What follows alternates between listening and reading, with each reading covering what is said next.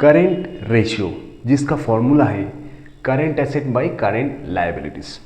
अब देखो current ratio का सिग्निफिकेंस क्या है।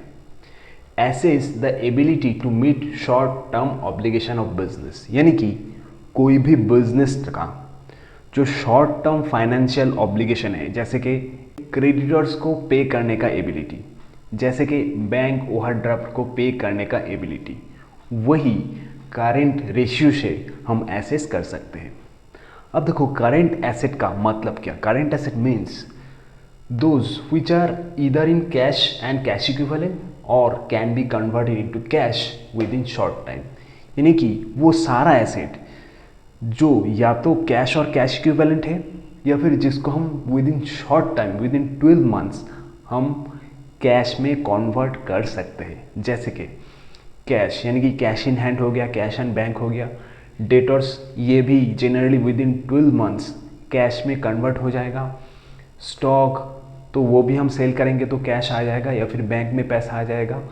Prepaid expenses, bills receivable, so basically all these are current asset. अब करेंट लायबिलिटीज का मतलब क्या है, देखो those which are repayable within 12 months from the balance sheet date और विद इन ऑपरेटिंग साइकिल, यानी कि करेंट लायबिलिटीज भी within 12 months from the balance sheet date हम पे कर देंगे या फिर जो बिजनेस का ऑपरेटिंग साइकिल है उसके अंदर ही उसको हम पे कर देंगे। जैसे कि फॉर एग्जांपल बैंक ओवरड्राफ्ट जो कि हम क्विकली शॉर्ट टर्म पे कर देंगे। क्रेडिटर्स जिससे हम क्रेडिट में गुड्स परचेज किया हुआ है तो पे कर देंगे। Bills payable, outstanding expenses, all these are basically current liabilities.